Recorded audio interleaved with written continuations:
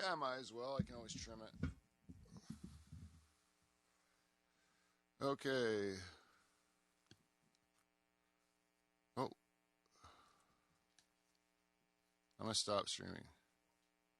No, I'm going to keep. Hello. There it is.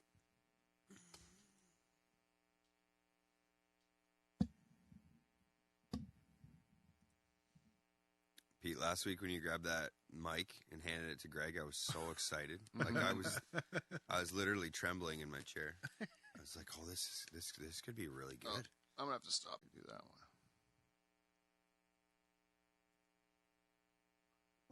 one. And then this one. We got start.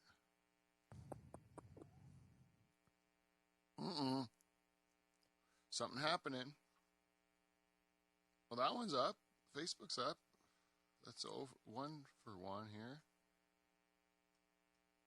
Let's see about this one. YouTube fussy. YouTube's not doing shit yet.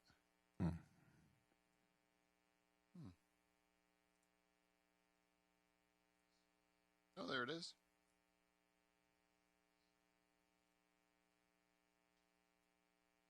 So I know that one is going, so I don't need to be...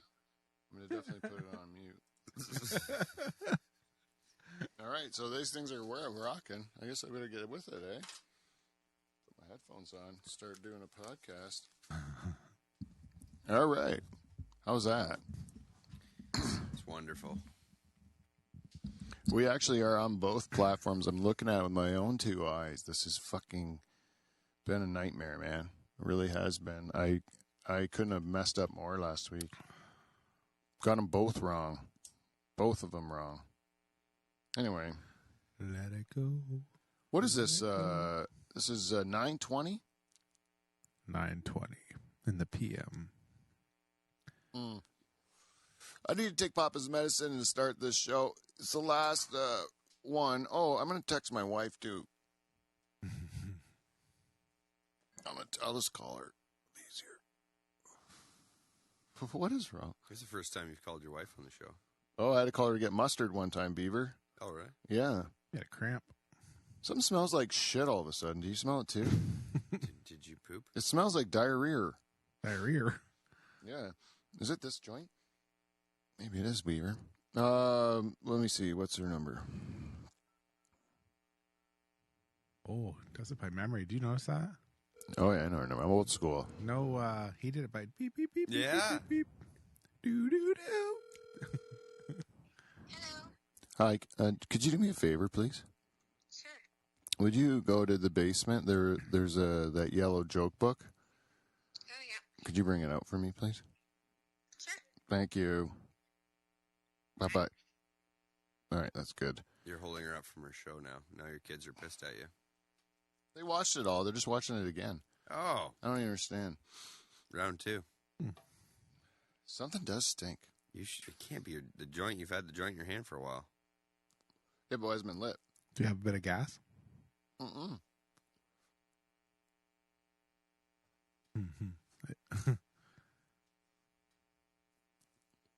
Oh, yeah. Wait. Oh, you're you're double burning it. What's going on with this thing? Well, I can't start the show properly until this.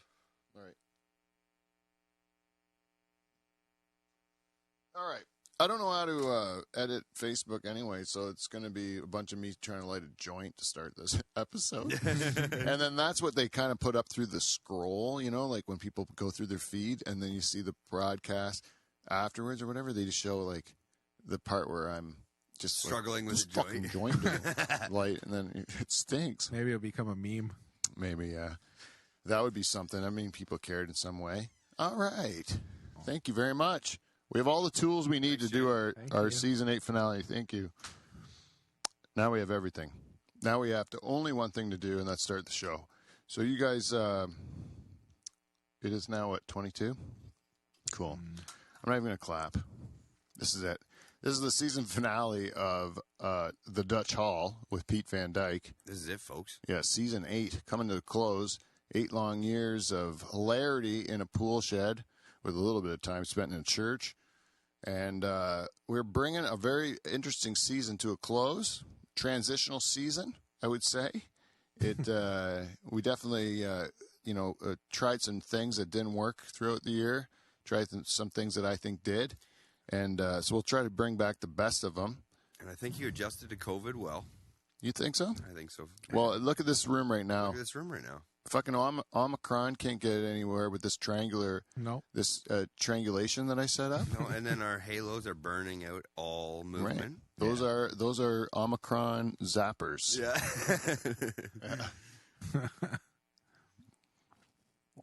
Anyways, long pause for my booze. I'm back on the hooch for this one.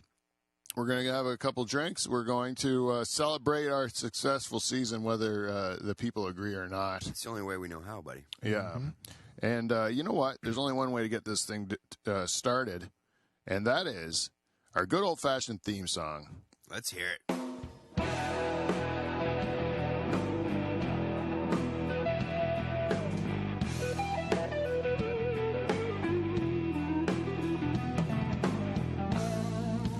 NASCAR.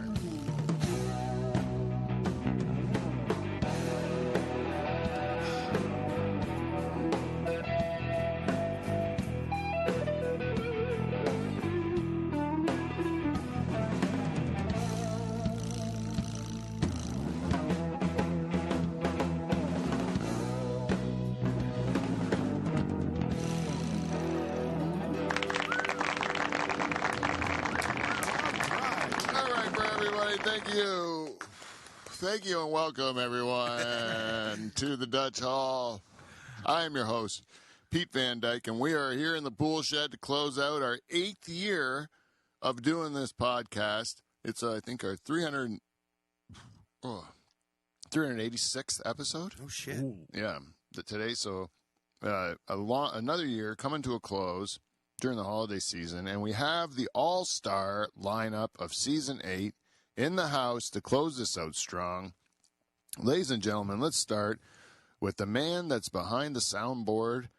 Ladies and gentlemen, it is my pleasure to introduce to you, officially, Kevin Fingers Van Dungeon. Thank you. Oh, yeah. Oh, Fingers is in the house today, and I think he's feeling strong. Do you feel better? A week with a nickname under your belts, Fingers? God, it's incredible. It's been an incredible week. Yeah? Yeah. A little bit more confidence? Yes. A little bit more, walking tall. More direction? Yes, my. You got goals now in your life? I do. You got finger-related goals? You got it. All right. See, that's what we wanted to do with Kev. And beside him is everyone's, I think everyone's favorite. Yes. Yeah, right on. Really, if people had to pick their favorite, don't think anyone's going to pick another person. Ladies and gentlemen, Derek the Beaver Van Houten, everyone. All right. Yeah. Derek, pleasure to close out the season. It wouldn't have been the same without you. Yeah, buddy. I feel good to be here. You know, it does create a nice dynamic to have three people. I do like that, the three people. And that's not to discount our next guest here. Ladies and gentlemen, a new addition to the team this year. He's the one that watches over the pool shed at all times. Yeah, me and him have had a troubled year. I'm not going to lie to you. We've had our ups and downs. But I want to end this out strong. We've had a great week together this week, and I'm hoping to talk about it. Ladies and gentlemen, Charters Robot, everyone. Yeah. Thanks a lot, Pete.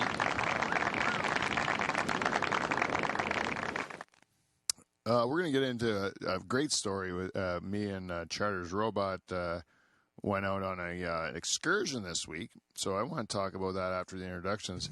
He's got a little pep in his step by the looks of it. He's wound up today. Yeah. He's wound up today. I just got to tell you, he's wound up. It's like he's a little excited. I don't know what to expect from him today, but we'll get into our story because, he had an interesting outing. And it may not happen for a while again, so he better have enjoyed himself. Yeah.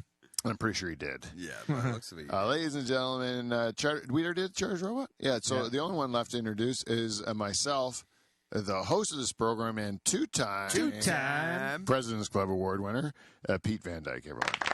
There you go. All right. We are the Dutch Hall. So I think we're actually rocking on both of the platforms, which is good. I can stop talking about that shit. Boy, I beat myself up over that. promised all those guys that Dan Brennan response last week and then totally fucked them all over. Yeah, but it added some necessary suspense. Yeah, there was a bit of people wanting it. They were asking for it, Yeah, so they got it. Yeah, always keep them wanting more. Yeah. But I got to tell you about this whole conflict between Dan and Joe is that I feel bad, I really do. I wanted to make it wrestling and get them all, like, fired up and watch them punch each other and stuff. But the reality, like, I thought it was all going to be in jest, Mm-hmm. And then I'm wondering if they're really mad at each other. If they are, I feel bad. I feel responsible for it. Was there a little bit of truth in jest? Huh? Was there a little bit of truth in their jest, maybe? Yeah, like I don't know if real feelings were hurt, And then I'm like I'm the one that's benefiting from this, right? Like the puppet master. But they are having an actual real life. If they're having real conflict, if it's real, then I would feel bad because I was the catalyst for the conflict. They're having a little quarrel. Because let's face facts, Dan would never have heard what Joe said about him had I not told him, True. like, hey, Joe said this about you, and I'll send you the clip. I got evidence. Yeah, so like that one's on me. So I do feel bad about it. But anyways. Yeah, but we're all responsible for everything we say, right? Sure. Yeah. Conflict's good, too. A little conflict's good. Yeah, maybe it makes We're in growth. front of the mic because we don't give a fuck.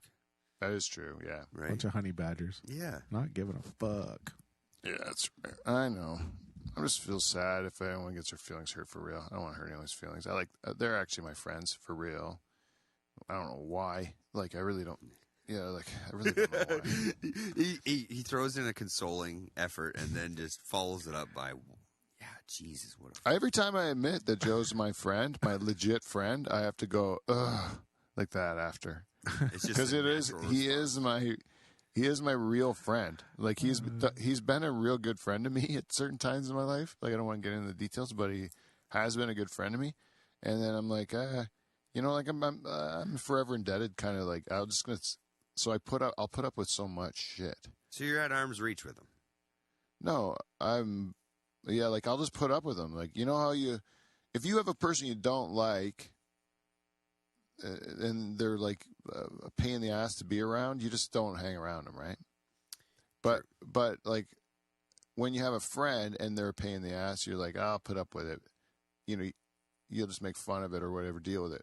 Like your wife, for example, even like you'll put up with stuff that your wife does that you wouldn't put up with like just some strange lady. That's fair, yeah.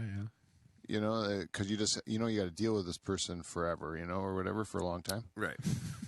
So like, same too with like some of my friends, like there's things about them that like, they drive me crazy, but then you're like that, but they're a good friend. And I'd rather have the good friend put up with the crap, True. Because it's hard to find a good friend. Yes, that's true. Especially this day and age. Yeah, somebody that you can kind of trust. They're going to tell you the truth. They're going to like look out for you. Like don't want anything bad happening to you. And like those are just people that you're not asking for much. Just an honest, decent person. Mm-hmm. To be honest, like that's all you really want to look for. Yeah, but sometimes it feels like it's hard to find. I'm not gonna lie to you. There's probably times where people don't like me and they just put up with me. It's just natural. Well, there's quirks about all of us that are annoying after a while. Like I know for myself, I would consider most of my personality fit that category. I would think, but I don't know. It's funny, like different people have different like perceptions of you. Right, because they'll only see you in certain settings, right? Right. Like I would only know people from like Buck and Doze or something like that, and then I would be like, that person's like a terrible drunk person, man. Because you only see them like at true in their most extreme setting. Yeah. And then you realize, oh no, they actually have a real job and they are a good parent and all the rest of it, and then you're like, they're just like letting loose at that every time I see them. They just really badly needed to let loose when you saw them. Yeah. It's funny how you said that Buck and Doze. Like, that drinks a lot of whiskey. It's almost like a retired word. Buck and Doze? Yeah. Yeah. Like, they used to be every weekend. Yeah. Buck and Doze, yeah. When your friends are all that marrying age, yeah, you're going to Buck and Doze all the time. Mm. Yeah, And then you'll start going to other people's just because it's going on. Yeah. Yeah. I had people at mine. They were helpful, but I didn't know them. You know, and they were even helped me clean up at the end. Yeah. Did you ever have somebody try to, at your wedding, crash it? Yeah, we had people crash our wedding. Yeah, we did. I can name them. Oh, really? Ooh. Like people you know? Yeah. I did too. They thanked me. Oh. They shook my hand at the end of the wedding and said they had a great time. Thank you for letting us come to your wedding. I'm like, I don't fucking invite you. I didn't invite you. I don't know who you are, you know. And then Turns out. I'm waiting to get a gift or something. There's no gift. I asked around who it is, and now I know who it is. Like it's like, but it was like my wife's sister invited them. Oh. Oh, shit. And They I'm just, like- like it was just an open invitation. For Yeah, she's like, you guys can all come to my sister's wedding. Come on, open bar. You can just come and drink at it. Like she just you thought it was, yeah. We had, I had two females at my wedding do that, and they had no remorse for it. I have crashed a wedding before too, I have too. but I only did it to dance. I didn't even drink. I just went in with my wife to dance. That was it. I was looking for a place. You did to it dance. with your wife? That's even better. Like I bet you the sex that night was awesome. Well, I'm a romantic. Yeah. Romantic. Yes, that's what I'll do. I'll do anything for Pussy Beaver. I'll tell you. Yeah, I'll do anything. I'll try to get in their minds, you know. I'm like, what can I do? I need to Harlequin romance this fucker up, you know. Yeah. Yeah. Dress like a stable boy or something like that. Go against my natural instincts. Yeah, I'm gonna do everything that I don't normally do naturally. Yeah, what's going to bite? Yeah, what kind of a fucking creature would she really want to be with? I'll pretend I'm that for a day so I can get laid. Yeah. Go get a nice pirate shirt. Is that maybe you think Jane's into pirates? I don't know, but it seems like everybody on the cover of those romance books has a puffy shirt. Yeah, as long as my shirt's flowing, I want wind blowing through my shirt. Your hair, maybe. Well, it's not important with my hair anymore, but like I do want the shirt to be flowy. Yeah. Make me feel like it's hair. And then what else? Probably. Should probably puff your chest out when you're standing. Get the old hamburger meat out. Yeah, probably want to make that cock look good, eh? Yeah. Tie it off around the base there. Yeah. Plump it up a bit. Yeah. Maybe get a fluffer. Oh, fluffer. I wanted to see if I can ask for that for Christmas, eh? Yeah, that's a good gift. Yeah, maybe get a fluffer. Yeah. I was reading online. I was reading online today. There's women that are curious as to, since the pandemic, what to do down below. Should they continue shaving it, or is there a new trend? I say less is more. You know what? I'm a fan of the bush, to be honest with you. Bring back the bush. Bring back the bush, your old school. Retro. I like it. I mean, I like it. Are you a manicured bush person or just a full bore? Like an old Playboy. If I can be a bit selective here about about what I would, yeah, be selective. I want it to look like you don't do anything like radical to it in the V part. That's not really being selective there, Pete. That's kind of give it a V chunk to the clitoris. Oh. Right? Then lips to asshole. Bare. You clean. Yeah, clean that up. But above that, look like you're a grown up. I'm okay with that. Do you want it like sticking out of the underpanties? I don't care. I mean, at that point, I don't really care. Okay. Because it's natural. The only reason the other stuff is like, it gets in your teeth. Yeah, it gets in the way.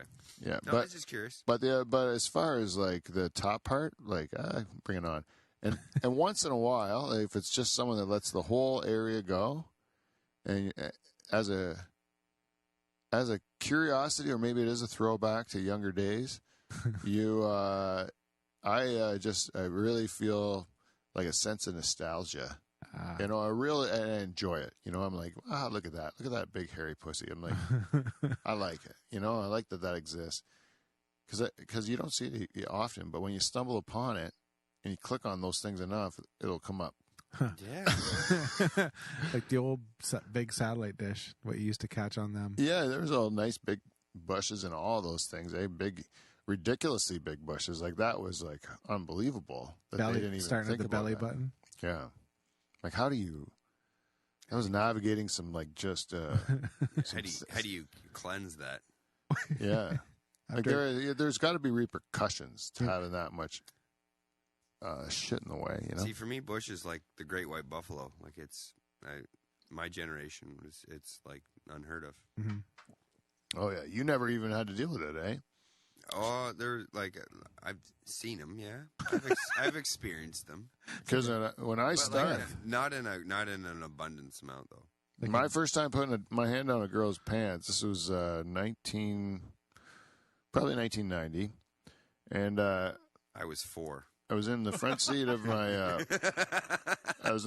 my Mercury Monarch. I put my hand down her jeans, which in those days they were high. The jeans came up above the belly button. The belly button was above.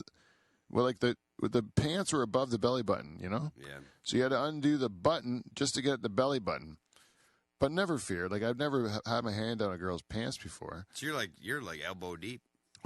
Well, fuck yeah, I mean, but you don't know where you're going. Yeah, you got to navigate the map. At first, you hit hair almost right away. Like I'm there. And then you're like, holy shit. I'm almost there, right? Yeah. You're just shy of the belly button, and there's already hair. You're like, I got to be getting close to this hole. Mm-hmm. And then you just keep going and going and going and going until you're like, I'm going to round the corner. I'm going to be up her ass. And there it is. There it was. There it was. Yeah. Ta-da! Did you start stimulating the belly thinking that you were there at some point?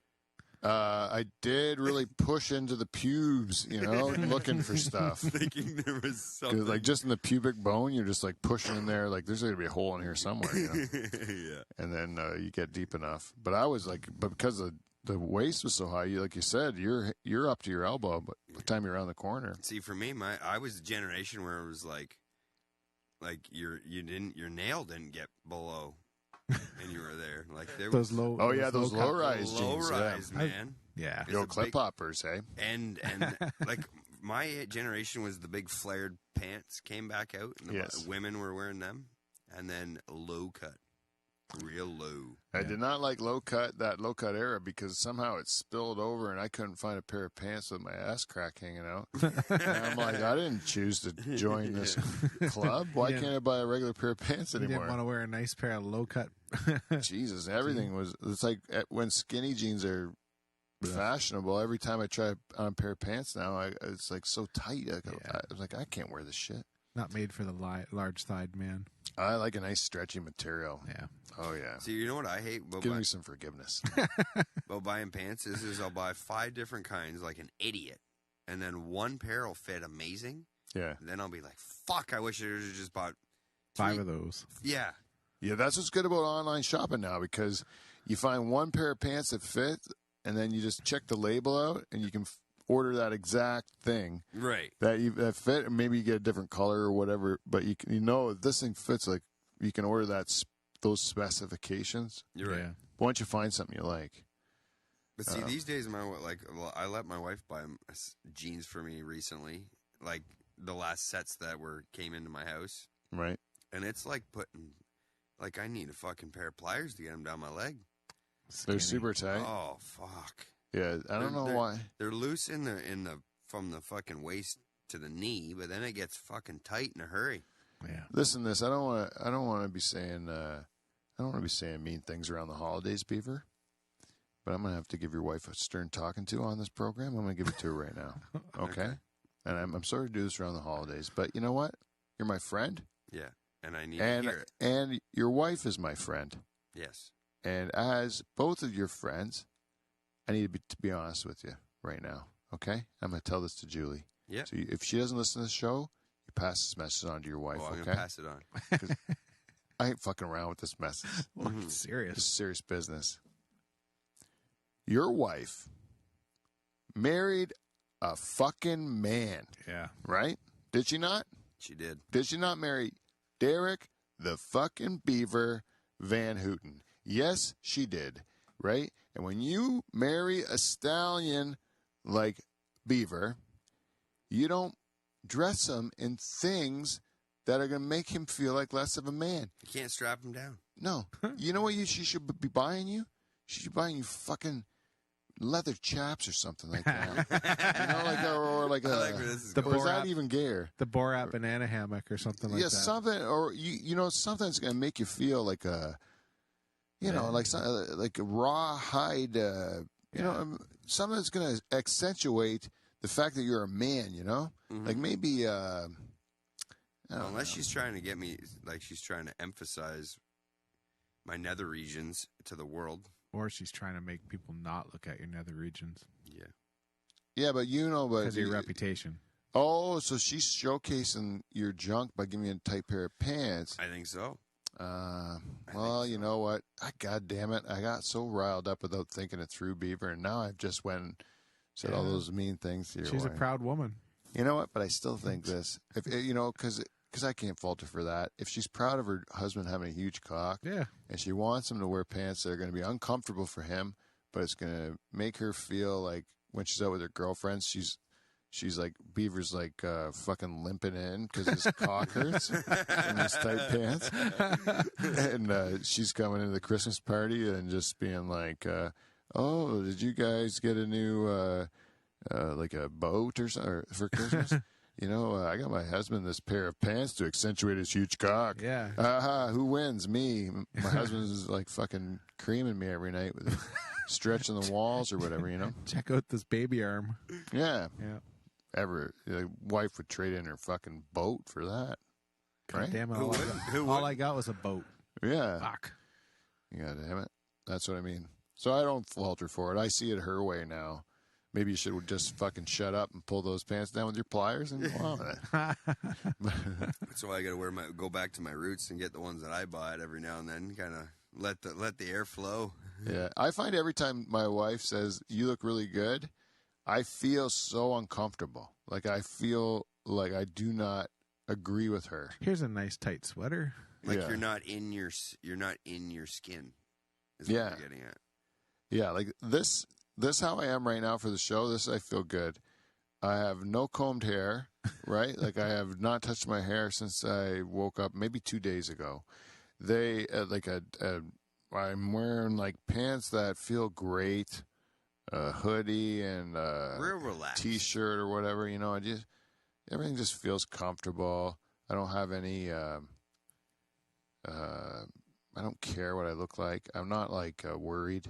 What like I don't even understand people who care what they look like. This is a safe space in here. Huh? This is your safe space. Yeah, and if people see me online forever with like hair that makes me look stupid, who gives a fuck? I would I don't care. I'll probably lose this hair within a year. I'm pretty sure. Yeah. Like I'm not worried about it. Like it's going to be gone one day. Come back again, maybe. Maybe it won't. I don't care. Maybe it'll come in places you didn't expect.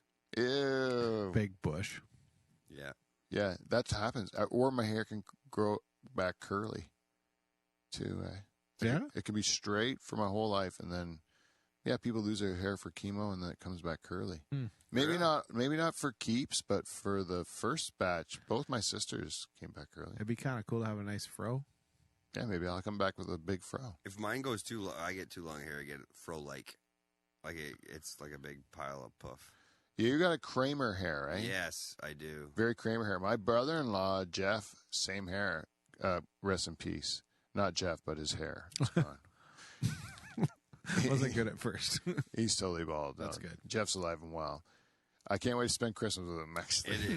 And how I knew it is Caesar, but he is very bald. Yeah, we'll probably mix up some Caesars. Nice. Yeah.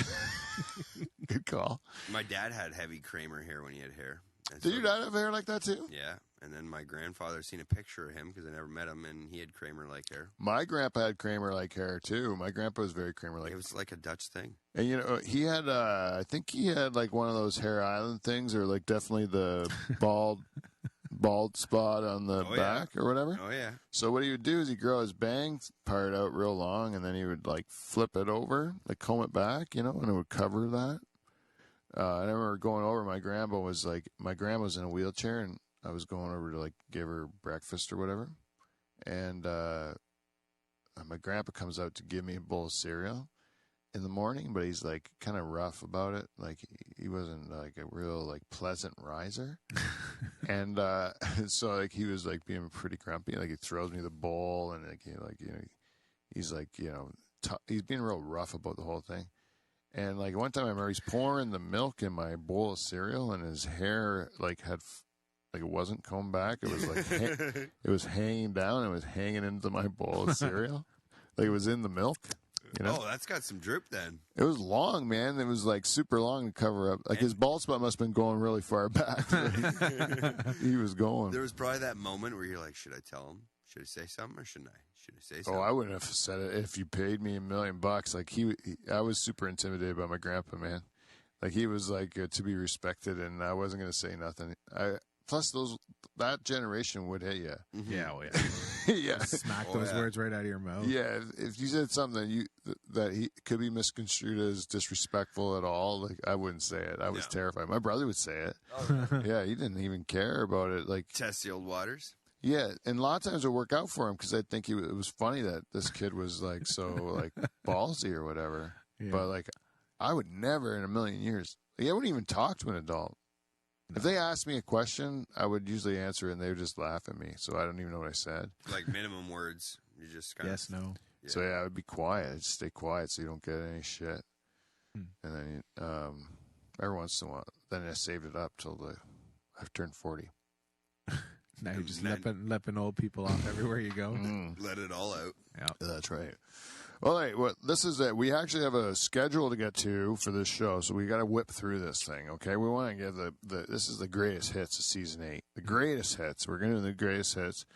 So, but the one thing we should do is get this business out of the way by doing a segment that we call feedback. We got feedback. We got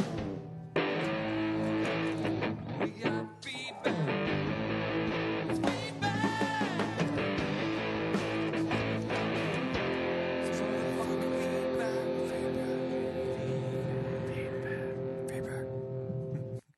Welcome to Feedback. We got feedback. There you go. Today's episode is brought to you by our friends, and these are our sponsors for this year. The sponsor for our show has been BetterHelp. You know, if you're having a hard time, you're feeling lonely, you're feeling isolated, you're feeling anxious, you're feeling like you need to talk to somebody, don't hesitate. Take care of your mental health. It's important. You know, go to one of the things you can do is go to BetterHelp.com, and you can go and get some professional help. Within 48 hours, you'll be contacted by a professional counselor. This is not a self-help line. It's not a crisis line. It's professional counseling done discreetly. You can do it from anywhere you are in the world. You'll be connected with a counselor if you're not happy with it. With the care you're getting from your professional, that you can switch at any time. What else? You don't have to wait in line. It's all like remote. Yeah, it's and Dutch Hall listeners can go to betterhelp.com/Dutch Hall. That's betterhelp.com/Dutch Hall, and you'll get 10% off your first month. And then, Beaver, what are we saying? Click for a better tomorrow. There you go. We can do that. And again, BetterHelp is a sponsor of this program. And Amazon, just if you got any shopping to do, go to livefromthedutchhall.com, click on our Amazon banner, and you can do your shopping. And if you'd like to join the queen, Jen Husko, our queen, the person that we revere the most in this program, our one and only Patreon sponsor. You can go to patreon.com/Dutch Hall, and you can join her in Dutch Hall royalty, where you get all the perks we can come up with. I don't even know what I just hit there. How do I say this? Fucking shut up. All right. Sorry about that. What else? So that's all our sponsors. So every week we ask our listeners to tell us what you think of the show.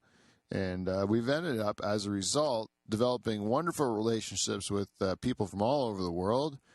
And, you know, we had a bit of a drought this year. I'm not going to lie to you. Season 8 had some droughts in the feedback department. And it made me think. You can take that as a compliment, or, you know, you never know. Yeah. But after a while, you start to think, am I doing this for nobody? Am I just shouting into the ether to the robot, to Russian and Chinese robots or something that are just like pretend listening to our show, and no one's actually listening to this stuff? So then this week, and I got to say, every time I get these messages, I'm kind of feeling that way. and this kind of makes me not feel that way for a while. So that's why I like these kind of people that reach out. And today we have a couple of beauties. One of them is part of our Diamond Club, and the reason he became part of our Diamond Club is because he's a terrific listener of our program, and we also have our eyes on his couch in Australia. You know who this is. Yep. Ladies and gentlemen, our first piece of feedback is from our good friend Emil Van Steeg Yeah. from the land down under in Australia. And Emil, he says to me, he says, still listening, have stopped a lot of the comedy podcasts, but not the Dutch Hall. Atta boy. There he is. There he is. That's what I mean. So really what he's saying is we are the best Yeah. of that. And then he says, started a lot more Second World War podcasts. So, which is, you ever listen to those? I listen to History on Fire once in a while. Yeah, you ever get into like a bit of a Hitler, like we just get deep into Hitler stuff? No. No, that's excessive. But yeah. Like there's so many documentaries about like Hitler's Inner Circle, Yeah, you're right. Hitler's Last Days, Mhm. Hitler's Hidden Bunker, you know, In Search for Hitler. I used to watch that one, In Search for Hitler, and they were trying to find him in Argentina and stuff. Yeah, they're trying to A think lot he's of still SS alive. there, right? What? A lot of SS Yeah. in Argentina. Yeah. Yep. Yeah, that's right. Anyway, so anyways, I understand the allure to it. Maybe we'll do a World War II based podcast for one episode. Germans. Yeah, where we just tell them why the Germans are rotten. Should we talk German too? Try. Yeah, we could do at least bad accents while we make fun of how terrible they are. The Germans. Right, Germans, they're terrible. Okay, so let me get on with Emil's thing. He says, World War II podcast, wishing you and yours, which is probably used to guys, Yeah. That's all right. I like it. a Merry Christmas and a Happy New Year. Hey, well, let's give a round of applause to our Diamond Club listener, Emil Van Steeg. Thank you, and of course, the same to you and yours. And we will, we promise to be good house guests whenever we show up at your house. Yeah. Imagine that road trip. Fuck. That's great. I dream about traveling. I just want to get somewhere where I can go because I always feel like every time I'm just about to leave somewhere, they're like saying, "Don't go anywhere." Anyways, this one here, I swear to God, this listener has the best timing for that sort of thing I was talking about earlier. Yeah. About when he sends these things, because it just happens once in a while. I will get a piece of feedback from this guy, and always seems to be right about the right time. This one is from our good friend Bonesy. Bonesy says, "Hey Pete, it's Bonesy here. Some quick points. Number one." This is it's outlined into a 4-point thing. I like it. Yeah. You like it already, Structured, right? yeah. This guy does not give this stuff to us every week. He gives it to us once in a while. When it's meant. And for us when to when get. he puts the time into writing one of these things, he gives you a full report. Yeah, it's just not willy-nilly. No, it is not willy-nilly. And what it does is it shows that this fella is not a casual listener of our program. No. This guy is the real fucking deal. Yeah, He's veteran. Yeah, this guy's a veteran. This guy's to demand our respect, you know? Bonesy. We read his words. We hang on his every word. Mm-hmm. We read it on the program. We break it down. We learn how we can learn from it, We you know? reflect. We reflect, yeah. And then we rejoice. Oh, Right. So, Bonesy. Bonesy. Number one, Bonesy. Number one. I was introduced to the champ about 5 years ago. Absolutely hilarious. Huh. At the time of my introduction, I was in a very happy state of mind, and I'm sure just about anything was funny at the time. I've since gone back to YouTube and checked it out, and hey, it's still funny. Bonesy. And you know what? It is still funny, the Fuck champ. Yeah. And just for you, Oh, here we go. just for you, because, excuse me, I got a bit of a burp there. Because it's our season 8 finale, we will have the God on the show. We're going to have God come in to do a cameo doing Champ for Bonesy. Holy. Right? It's a threefer. That's just point one. And then we still got 3 more points after we do the Champ bit, right? Like an essay or a lecture. All right, so let's get this one. Let's see if we can do this one. God, are you ready with locked and loaded with another Champ bit? That's right, Pete. I got a great story, actually. It's about the time you and I met, Pete. Do you remember that?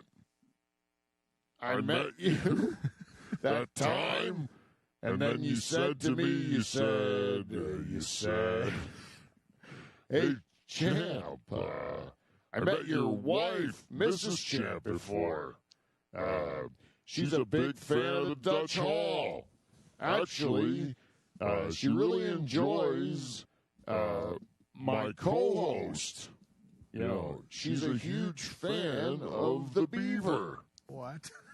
Well, I says, pardon? I says, your wife, she loves the Beaver. Well, I lose it. I fake the dummy out. The dummy's you with a joke book, and the idiot goes for it. Uppercut, left hook, flurry to the solar plexus. I'm lying over top of them, and I'm like, how's that, Pete? How is that? Your wife loves Beaver enough for you? Ever since I've been the champ. Oh, God. That was a good one. Let's hear it for God. Let's hear it for God, for everyone. Yeah. Thank you. That was for Bonesy. One more. Point 2. Yeah. Point 2, the death episodes were quite different. Yeah, that is a very diplomatic thing to say. And it's spot on. Yeah, it was quite different. In all honesty, they were not my favorite episodes. Well, I would say that is a widely held opinion. Consensus. Yeah.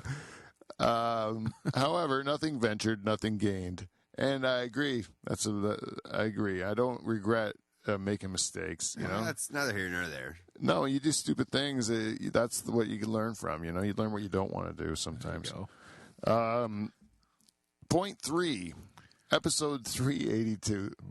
No, That's this is exact. Oh, boy. this one he's precise about. This one he feels strongly about, and I like this one. Okay. Point 3, episode 382 with Craig. Oh. Fucker. No, it just says fuck. No, it doesn't say anything. It says exclamation marks and like when people write They want to say fuck, but they don't want to say Yeah. they want to say a swear. Can I just say fuck for that? Yeah. But let it be known that Bonesy didn't say fuck. He said a bunch of like squiggles and shit. Bonesy. Okay, but I'm gonna say fuck. Yeah, he's PG-13 on it. Okay. We don't do that here. Episode 382 with Craig. Fuck. Oh. I was ready to transport myself to the shed and strangle that motherfucker. Whoa. We all know someone who thinks they know everything, but in reality, they tend to have closed minds and do not make very good listeners, which in turn makes them very fucking stupid. I got to clean up my language, which he actually did with the squiggles. I dirtied it up. I so much wanted to debate him whenever he got into economic issues, in brackets, my specialty.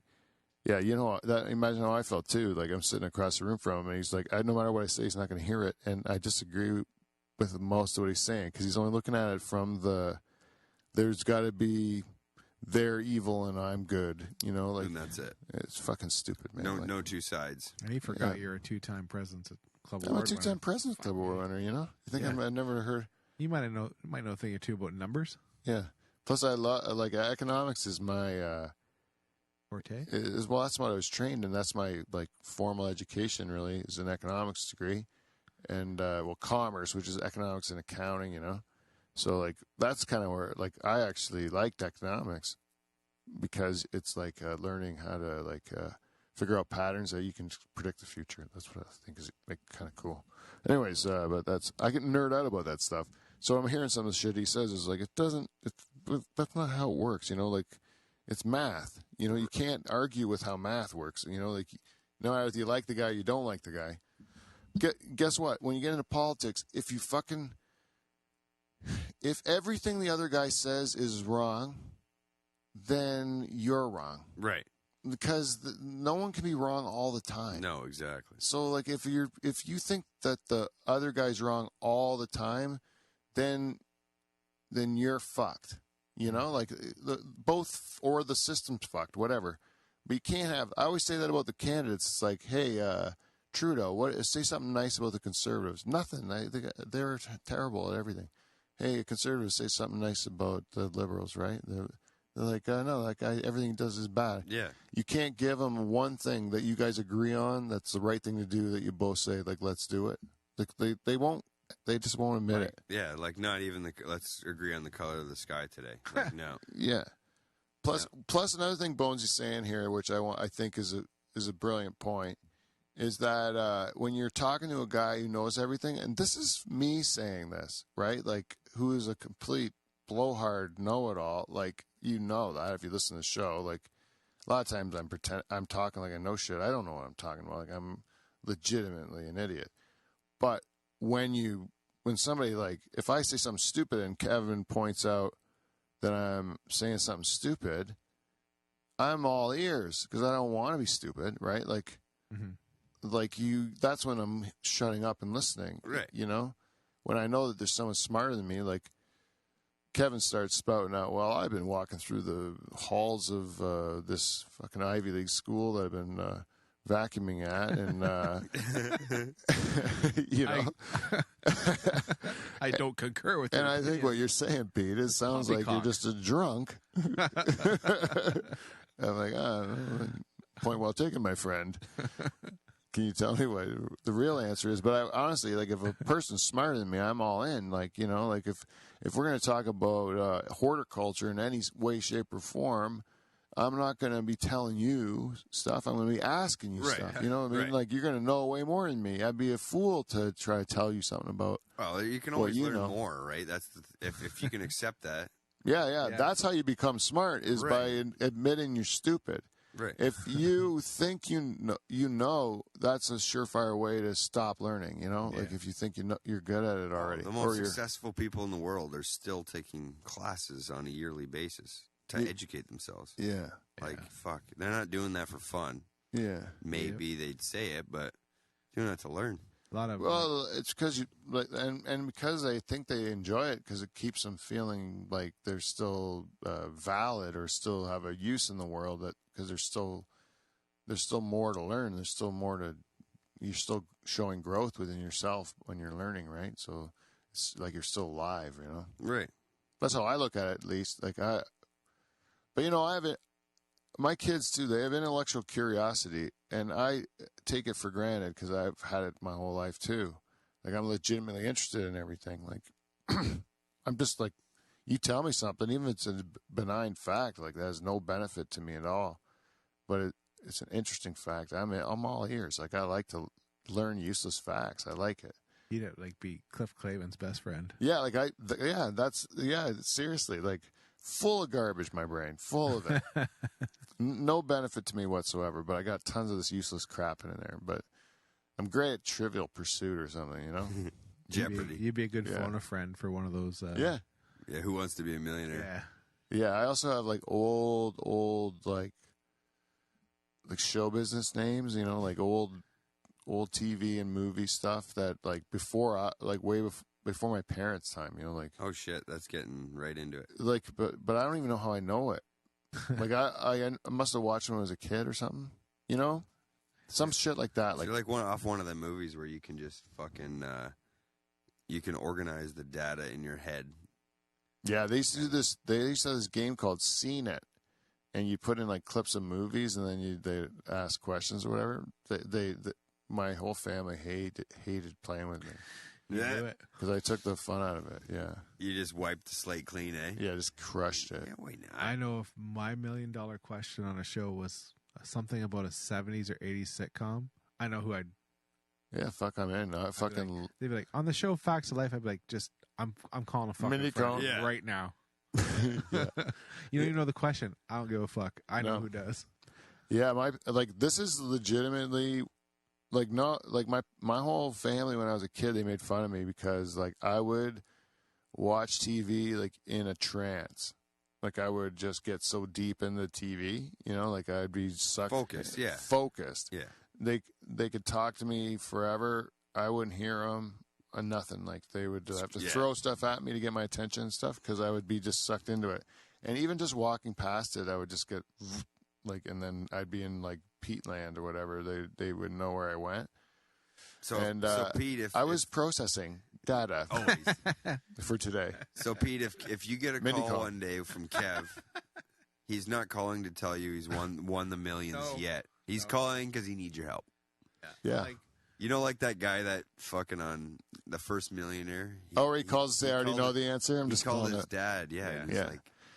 Yeah, that guy, that's a balls move, and I really thought it was a good flex. I appreciated that about him, but he had an unlikable face, that guy. Yeah, he did. He made you just not like him. Well, he had that, like, Unabomber face looking to him. Yeah. I don't know. I'm definitely calling. I'm like, Pete, I got to know. Yeah. Who was Arnold's first girlfriend on Different Strokes? And he'll know the answer. Oh, you know what? I didn't finish. Arnold's girlfriend on Different Strokes? I don't know. I don't even know if he had a girlfriend on that show. Yeah, I don't remember him dating. But listen, I didn't get to the end of point 3. Oh, yeah? Okay. Because he said economic issues. He said, I so much wanted to debate him whenever he got into economic issues, and he puts in brackets my specialty, and illustrate how vacuous he was. What a word. Yeah. And because he assumed you would say that, Kevin. Oh, yeah. He put in brackets after vacuous, empty-headed. Ah, thank God. Because he assumed that us 3 knuckleheads aren't going to have a fucking clue what vacuous means. I like the word. Now I know what it means. I like the word, but I have no idea. It means empty-headed, Beaver. It means Thanks, empty-headed. Empty-headed? Okay, thank you. You know what, Bonesy? You make us all better around here. I learned something today. And I'm not going to disagree with you on the Craig thing. In fact, I felt all those things. It was Kevin went for a piss, and everything went for shit. I came back in, and he was being completely vacuous. But you're right. He does. He does. He does think he knows too much, man. Anyways, point 4. This is the last point here. Point 4. It's like great feedback. Yeah, it is. It is great. This is like the most intense feedback I've ever heard. Yeah, I mean, this guy's actually, and I like it. He's actually helping us here. 4, reason, show format. Change can be difficult, but there's no growth without it. So keep the head up and carry on, my friend. And I got to tell you, a message like that, and this is usually how he ends with something like that, like keep on doing it, And sometimes when you're doing this shit, because there is no money in it. There really is no money in it. And so when you do it, you're doing it for something else, for another reason. And sometimes you want to talk yourself out of doing it. There's no question. And then when you get a message that says, keep on doing it, it seems like nothing to the person that's writing it, but to the person that's reading it, it means a lot because it does make me want to keep on doing it. Right, because it makes the show have meaning. Yeah, I'm not just doing it for me. I'm doing it for Bonesy, too. And I'm doing it for Emil. And I'm doing it for Lori. And I'm doing it for Jen Husko. The people like that. And then they are enjoying it. And then we keep doing it. And we're doing it for the people we don't know. That's right. And for ourselves. And those people, I would love it if they would make themselves known by giving us a piece of feedback. Live from the DutchHall@gmail.com, and then you can join the list. But I have to say, I just mentioned some people there when I was shouting out the names. I mentioned Jen Husko, she's our queen. I mentioned Emil and Stieg, who is a Diamond Club member. I mentioned Lori Paul, also a Diamond Club member. So, ladies and gentlemen, I feel it's only fitting if on this, the last episode of Season 8, we ceremonially add another person to our Diamond Club. Who's it going to be? I need a drum roll, Kevin. This time, don't fuck it up and make me do it. There you go. Well, I'll do it again. It's Bonesy, everybody. It's Bonesy. Bonesy. Yeah. You do not rate thoughtful feedback like this and not enter into our Diamond Club. Thank you very much, Bonesy. Honestly, I really do appreciate it, and thank you for always reaching out to us.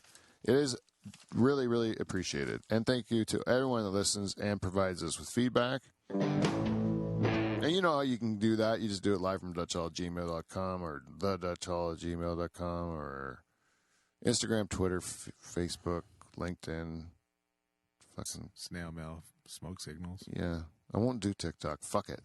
paper airplane, Yeah, I'll do paper airplane. message in a bottle. All that stuff. Now, one thing we have not done. Next, we did the God bit. Mm. We did feedback. Wow, damn it! What we have to do is a toast right now. A toast that we have here. We usually do this at the beginning, but this time we forgot because I don't have a bartender. But maybe we should bring back a bartender. Maybe. Anyways, ladies and gentlemen, I want to thank the cast. This includes the robot. His hands are full. And we will, but a toast the Season 8 All-Stars. Here's to a bunch more years of the Dutch Hall, everyone. It's been fun.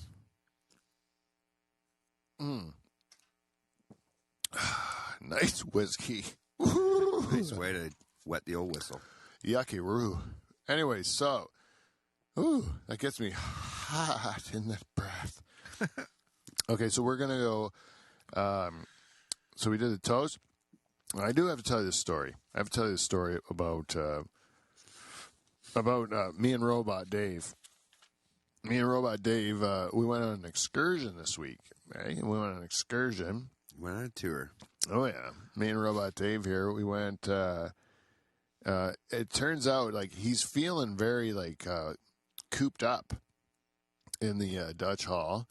And because he was born here, that's where I built him, and he's only lived here, and he feels like, he feels a little isolated. He feels a little all alone, you know? Sucks balls. Yeah, he does not like it, you know? He does not like it, right? So he says to me, he's like, he wants to get out. He wants to go on this outing. He's got this idea for an outing, and he wants to go with me. And do you remember the reason why you said that you wanted to go on this outing? Right. So I could feel good about myself. Yeah, so you could feel good about yourself. That's right. So you could feel good about yourself. And he says to me, he goes, I want to go to this Santa's Village. He wants to go to one of these Santa's villages, you know? He says because they have these animatronics, these animatronic elves. He couldn't stop going on about these animatronic elves. So he wanted to become one with his people. Oh. He says, these elves, you're going to want to see these elves. He goes, there's such a draw, you know. People come from everywhere to see these elves, you know, something like that. I'm not going to lie to you, Pete. It sounded like he was wanted to go a little AWOL on you here. Yeah. It sucks right? people in, though, right? You think these... You think the elves suck people in, yeah. You think the elves suck people in. Anyways, we get to this place, and... Sure as shit, he's just like fucking bouncing, you know? He's excited to be there, right? And he fucking beelines it for these animatronic elves that are like around Santa's little workshop there. And they're just like, you know, like pretend they're making toys or whatever it is, you know? Well, there's one of them that's like a little, I guess they're trying to represent the world, you know? Well, doesn't this guy go right for the one brown little elf that's like wearing a sombrero, you know? You know I have a soft spot for Mexicans. Yeah, we do know that. We do know that. And so he goes right for this one, and he's like just gawking at it, you know? And then he starts shouting out. Remember what you shouted out first?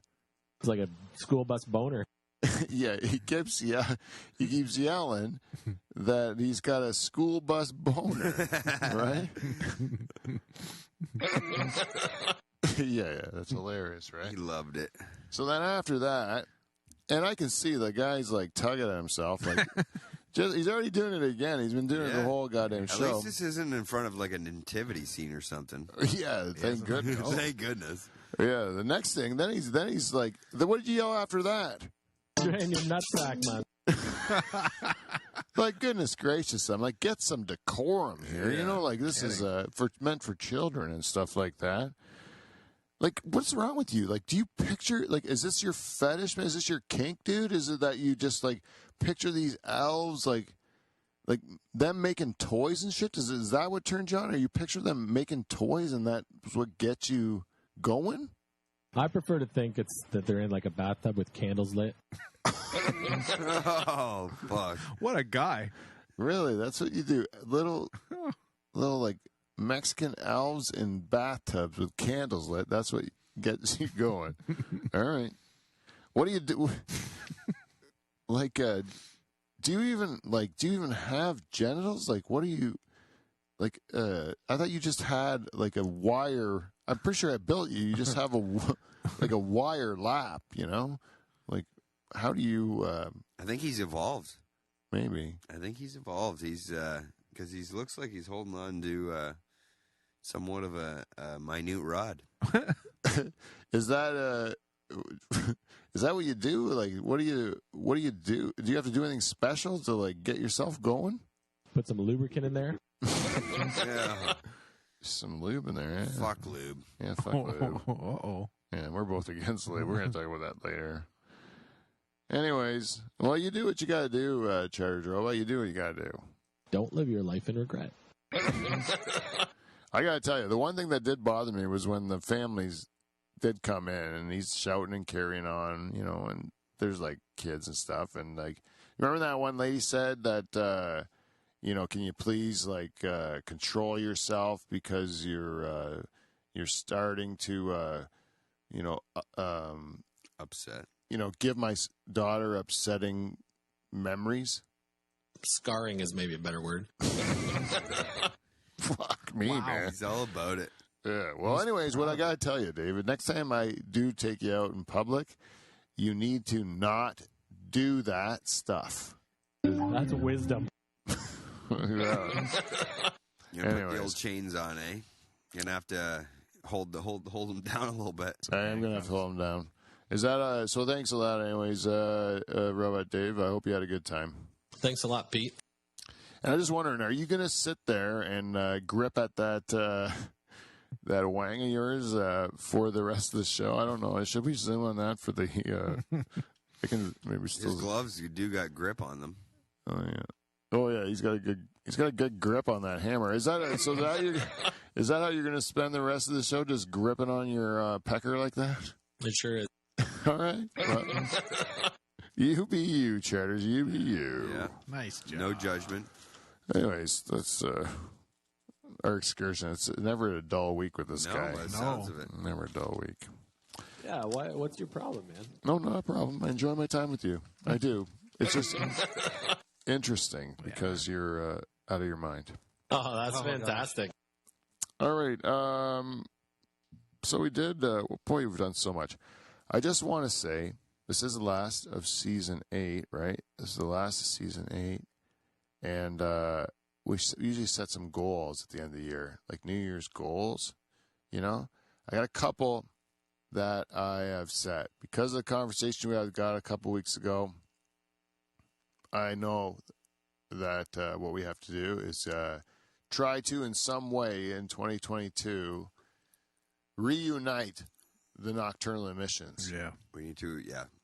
In some way, shape, or form, we will bring the nocturnal emissions back to life. That is a promise for 2022. Also, I'm going to throw this one out at you. We get good snow this year. What about doing a show in an actual warm-up shack I like that style.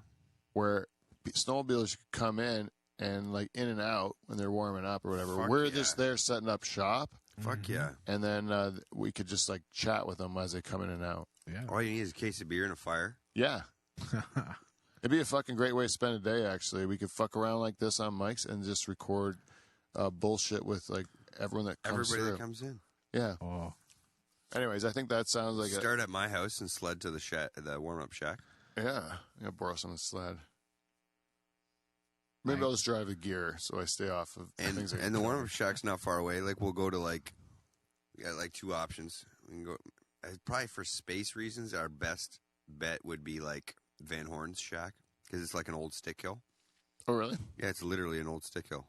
Perfect.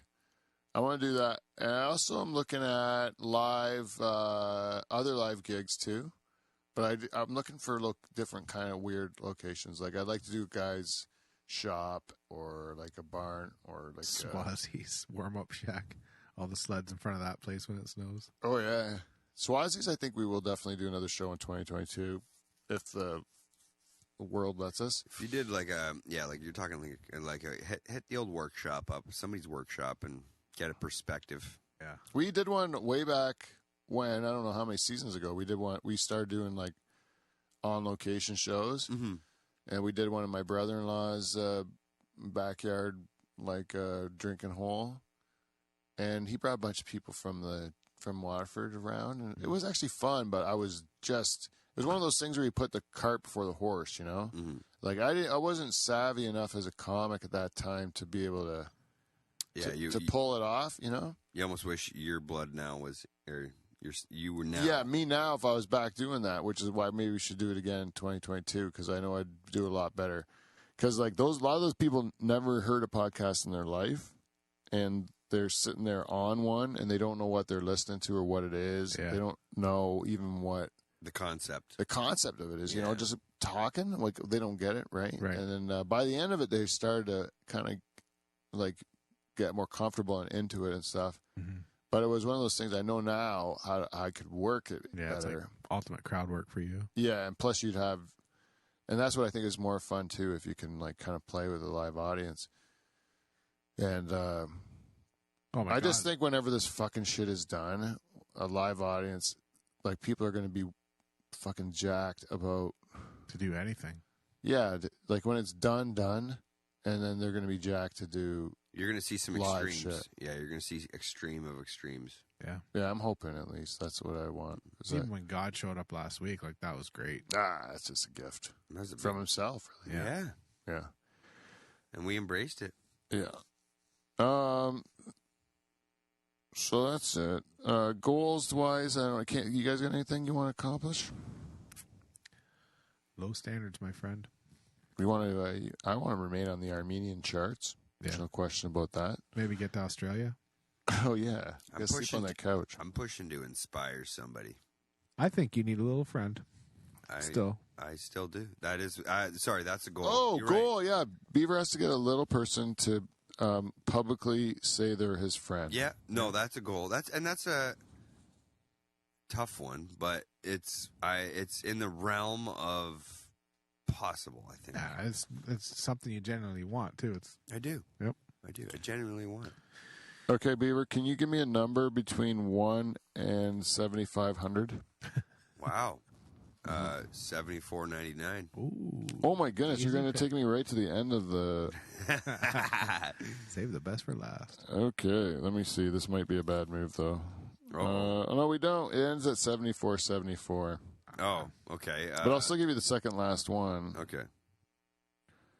Here's to the ladies, first in our hearts and first in our wallets. Oh. Oh. That is literal. All right. I'd like to go to a store. I'm going to go to... Pete's going to go to a more representable section of the book. Okay. Say that again, Pete. That was a cliffhanger. Okay, this is the way. What's your I know that sucks. I almost felt I don't want to do it. I want to do something that doesn't suck. Mexico. No, I don't want to do Mexican jokes. Okay, parties. Here's a good one. I want to do. Okay, I want to do. Okay, offside. That's better. Here we go. All right, here we go. Towards the closing time. Okay, I got this joke. I got this joke now. Towards closing time in a bar, a man fell off his stool and couldn't get back up. Watching him struggle to stand on his own 2 feet, a stranger took pity on the poor drunk and offered to drive him home. He was in such a bad way that he had to be dragged to the car. Like, the guy's just dragging him in the car, you know. That's too bad. You know, finally they get this fucking puddle of a mess to his house, you know. The stranger just realizes that this goddamn drunk, he's not even going to make it up his front drive, you know. Yeah, this is a good fucking Samaritan right here. Mm-hmm. Yeah, so he carries him right to the door, you know, and then the wife answers the door. And the guy says to him, like, listen, I've brought your husband home from the bar because I'm afraid he's just not capable of standing up, let alone walking, you know. Like, so I brought him up here. And the wife says, I understand, you know, but tell me, where's his wheelchair? Oh, shit. Yeah. Oh, He was wasted, but he was also crippled. You know, you like that one, Dave? that was good. Yeah, there we go. So we got the joke book out of the way. That was our last piece of business before our big closer, Beaver. Yeah. It's our big closer for season 8. We're closing out season 8 with this last bit that Beaver and I came up with. And it is that we are, Kevin, me and Beaver are both going public with this. Yeah. We are both anti-lube. Whoa. We're taking a stand on anti-lube. We think that it's dishonest. It's just basically lying to us. And it's heavily, like, advertised in like, life right now. Like it's just a normal thing. Yeah, But like, you it's know what it is? necessary. It's cheating, too. It's cheating. You're cheating. If you're a man and you're leaning too heavily on lube, you know what you are, my friend? Is you are not doing the work. You're you know? cheating on your soul. You're not making that natural lube happen. No. You got to work harder. If she's got a medical condition and you have a doctor's note, that's one thing. You got to provide that medical note.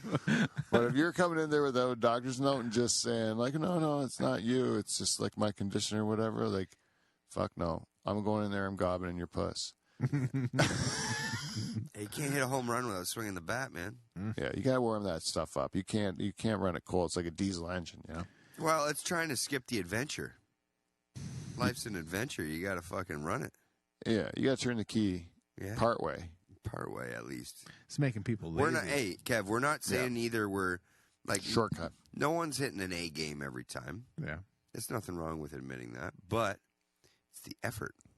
Yeah. And effort does not require you to grab a fucking tube of God knows what that smells like God knows what. I got to tell you, if you need that lube, I didn't do my job. And vice versa, if I'm having erectile dysfunction of some Without sort, a doctor's note? without a doctor's note, that is your fault. And now,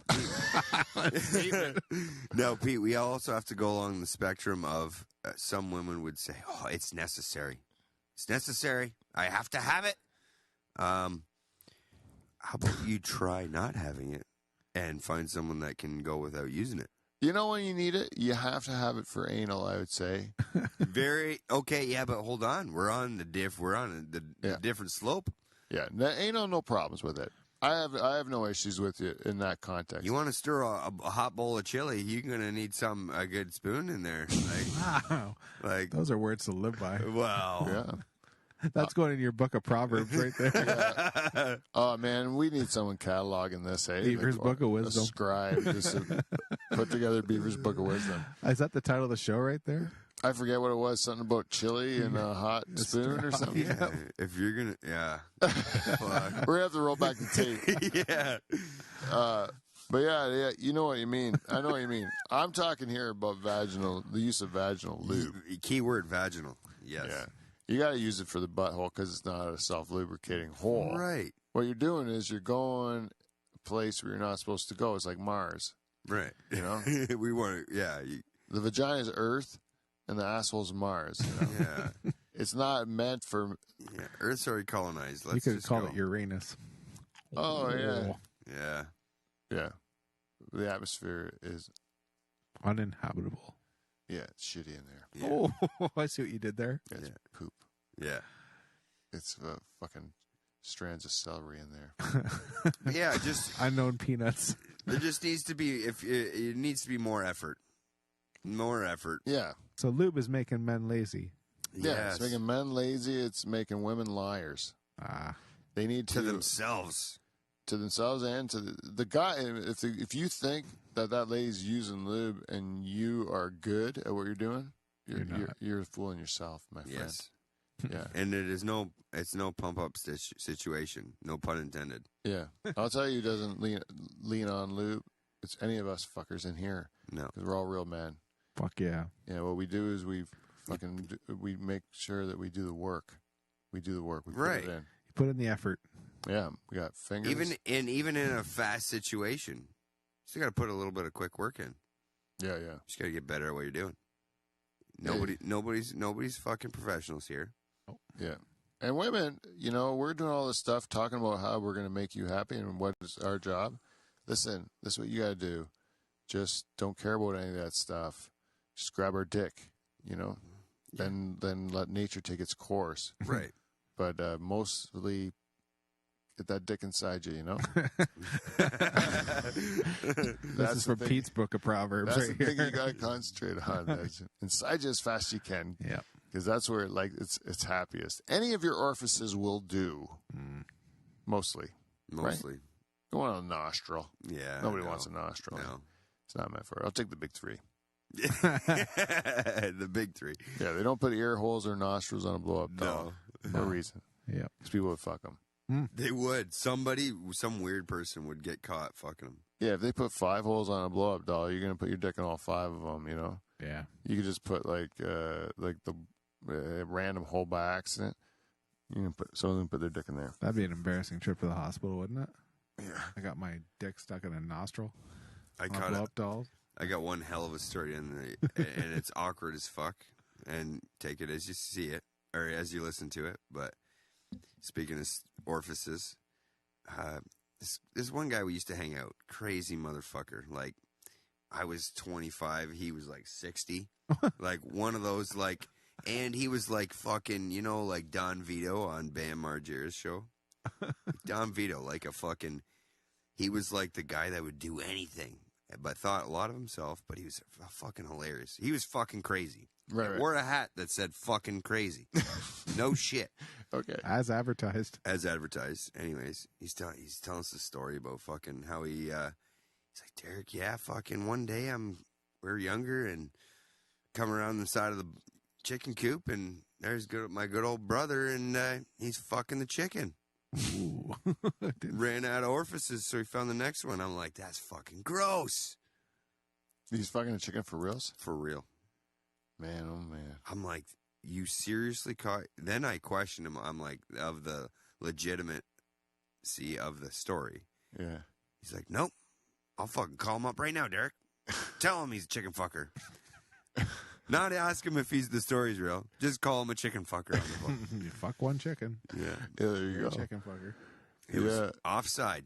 That is offside. And I think that's the way we are in here. It's offside. So I can throw that. Yeah, but I also think that none of us here fuck chickens. No, fuck no. I don't think that. I'm talking offside as in. Well, Kevin, maybe. I'm talking. If I had to say one of us fucked a chicken, you had to pick which one of us fucked a chicken. I'd say Joe. No, he's not here. Of course, Joe would have fucked the chicken if he's here. You're like, yeah, anything That's a deplorable. That's how much respect I have for the three of us, though. Yeah, I just say a name that's not. He always tries not to play the games, Beaver. He always like goes for the game is making it hard, but I would say Kev would be the most likely to fuck a chicken, and that's just because he doesn't give you information. Oh yeah, he'd be the most likely to be able to keep the secret of fucking a chicken. He would. Whereas if I fucked a chicken, you'd know about it right after I fucked the chicken. Within a minute. Yeah, I'd probably live stream it. Facebook Live. Look what I'm doing. Yeah, I'm fucking a chicken. I couldn't stop thinking about it since Beaver told his story. Nothing can go wrong. Yeah, what's this? If an egg can fit out of there, why can't I? Yeah. I don't think I want to fuck a chicken, though. They're not attractive to me. No, don't pick an ugly one. Hey, was that guy's brother Gonzo from the Muppets? No. I was not going to lie. I was traumatized when I heard the story because I'm like, that's extreme. You fucked an animal. That's gross. He must have lived in the And that remote animal area. was held against its will. Yep. I don't even know what a chicken's asshole would look like, or its vagina, or whatever. You know, like I don't know what that You is. ever looked under a chicken to see what kind of holes it's got under there? Nope. You know, they say the vagina that's most like a human's is the sheep's. Oh, yeah? Really? Yeah, and then the pig. I never would have thought. I never thought. I went into you ever been in a sow barn where they're got them all lined up to be inseminated?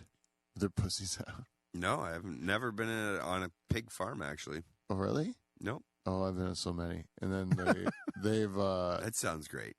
I was in a lot of pig barns. They used to work in Stratford. And all they had was pig barns. They have a road called Hog Road up there, Pig Road or something. Yeah, man. It's just all hog barns up there. Yeah. You'd go and see a whole bunch of pigs lined up, and then there'd be some guy shoving a turkey baster in their pussy. You'd go one to the next, just another turkey baster shoving in another one's pussy. Then there'd be like these big, huge boars that go by, just getting them riled up so that they would be easier to inseminate or whatever. Oh, okay. But those guys never get to bust a nut. Yeah, it sucks. Where do they get it from? Where do you get the jizz from? Yeah. That's probably shipped in. They're like one of those like genetics factories. Like Just so they it's got one in controlled. they got like one in Guelph for I don't know if it's for pork though, but it's for beef. I know. I didn't work in there. Gencor, they just jerk off like bulls and stuff. Yeah, all that shit's got to be like fucking controlled heavily. Otherwise, they fuck genetics up. Yeah, those people consider themselves like genetics lab nerds, but they really are jerking off animals all day. Right. Right. On a fucking that's their full time job. But like that's like calling a fucking Jizz. They deal in jizz It's all like day. calling the garbage man a fucking disposal engineer. Sanitation engineer. Yeah. Yeah, sanitation engineer. It's pretty crazy what they do with that jizz, though. It is crazy. Like that's valuable stuff, and then they pinpoint like certain aspects that in order to get the best thing, right? My wife, friends of their families, they run in like a horse breeding farm, and they said like they ship in like a fucking like it's a tube full of like horse sperm, like it's fucking and it like thousands of dollars for a fucking tube, and like they got a certain amount of time they got to fucking go Get that in her. Yeah. We saw him collect horse jizz when we were in Tennessee. That'd be awkward. I saw it in Yellowstone the other night, that TV show. Yeah, Really? Yeah. It looked like a big leather pouch. Oh yeah. Yeah. Little satchel. Yeah. This was like a pommel horse thing that they were on, and then they jump up into it, and they put the the thing onto his wanger. And he jizzes into it, and then they pour it all over their face and chest. Wrong show. Yeah. Oh yeah. So that's is that it? Is that how we end it? That's how we're gonna end it. We end it with the face and chest thing. Okay, that's good. This has been season 8, I think, because I don't think we're doing enough. This one comes out at the next week, and then we're in the next year. And hey, guys, this has been fun. Yeah, that's right. It has been fun. Yep. Thank you to everybody that's still with us. If you'd like to, and everyone have a happy holidays. And we hope you have a great and happy New Year. And all this crap is soon behind us. And everyone out there, no matter where you are in the world, we really want you to enjoy yourself this holiday season. And thank you so much for listening to our program. Mm-hmm. And until next week, we will see you, NT. See you next Thursday. Hit it, Kev! Put away the fucking lube. Yeah, no more. I'm going to take all those out of Jane's stock. I just feel so guilty. That's it. Yeah, once in a while.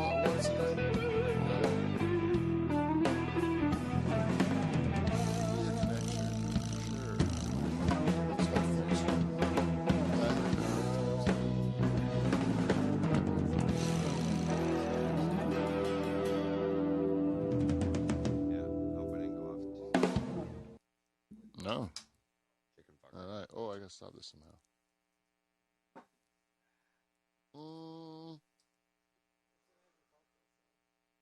What did I say there? Something about chili? A spoon and stuff. How do you stop Stir your this? asshole like a hot bowl of chili.